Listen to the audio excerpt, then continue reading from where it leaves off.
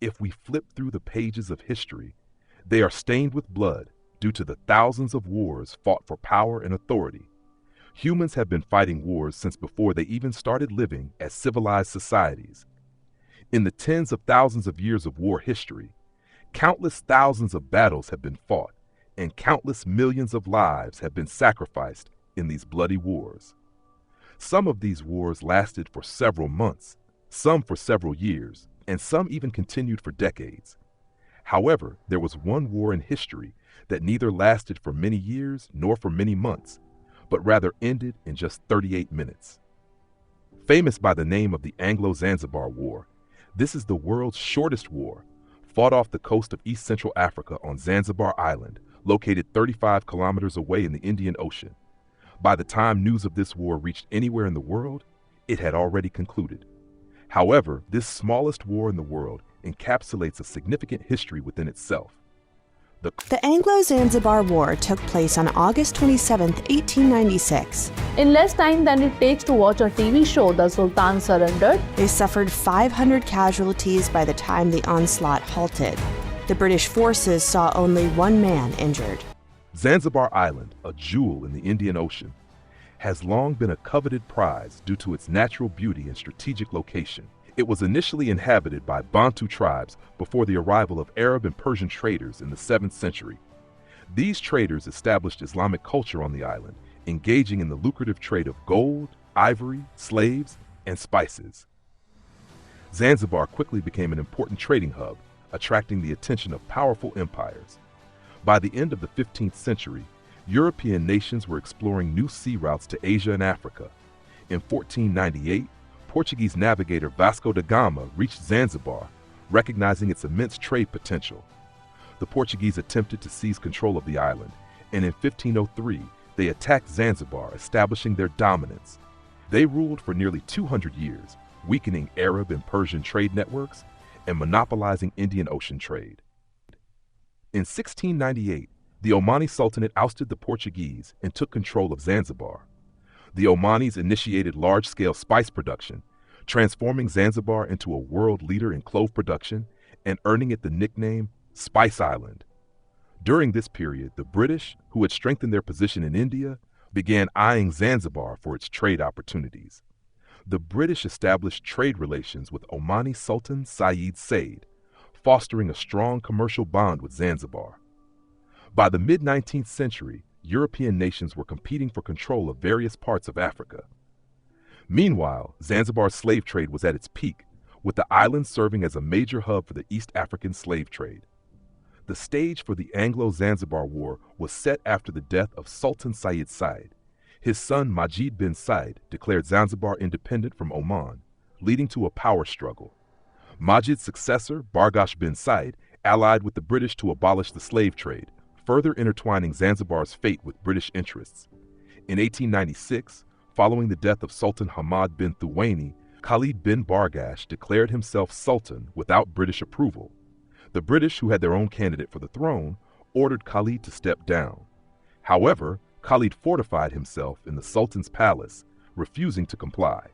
The tension escalated quickly, and the British decided to take decisive action. On the morning of August 27, 1896, the British launched a naval bombardment on the Sultan's palace. The attack was swift and devastating. Within minutes, the palace was in ruins, and Khalid's forces were overwhelmed.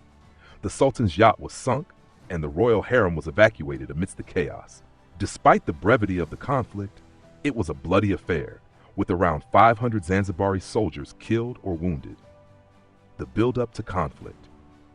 The lead-up to the Anglo-Zanzibar War was fraught with political intrigue and mounting tensions. The British had established their influence over Zanzibar through a series of treaties and agreements, but they faced resistance from factions within the island's leadership who resented foreign interference. Sultan Hamad bin Thuwaini, who ruled Zanzibar with British support, died suddenly on August 25, 1896, under mysterious circumstances. His cousin, Khalid bin Bargash, immediately seized power, claiming the throne. The British, who preferred Hamoud bin Mohammed as the new sultan, issued an ultimatum to Khalid: step down by 9 a.m. on August 27, 1896, or face military action.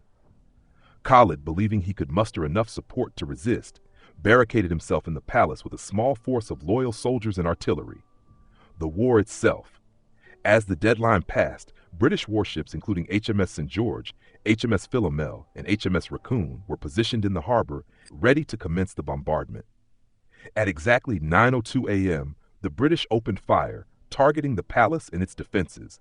The shelling was intense and accurate, quickly reducing the palace to rubble.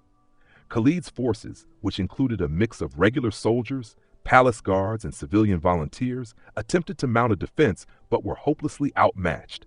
The Zanzibari artillery, consisting of a few antiquated cannons, was no match for the British naval guns. Within minutes, the palace was ablaze, and the defenders were in disarray.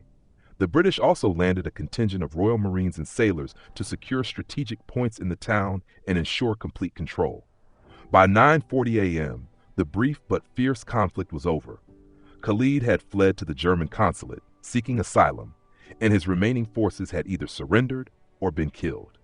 Outcome and aftermath. The British victory was swift and decisive.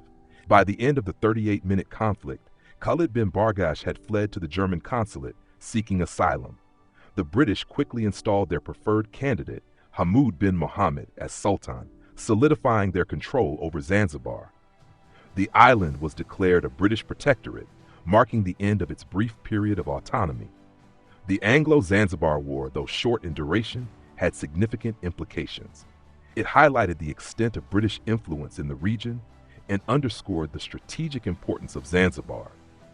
The war also marked the end of the island's participation in the slave trade, as the British enforced their anti-slavery policies. Legacy. The Anglo Zanzibar War remains a unique event in the annals of military history due to its brevity. It serves as a stark reminder of the power dynamics at play during the age of imperialism, where might often made right, and political maneuvering could lead to rapid and violent outcomes. In Zanzibar, the war is remembered as a pivotal moment in the island's history, marking the end of an era and the beginning of another under British influence. The palace, once a symbol of Zanzibari sovereignty, lay in ruins, replaced by British administration buildings. Globally, the war is often cited as an example of the extreme lengths to which colonial powers would go to maintain their dominance and control. It underscores the fleeting nature of power and the often devastating consequences of political ambition. Thus, the Anglo-Zanzibar War stands out in history not only for its brief duration, but also for the dramatic events and significant changes it brought about.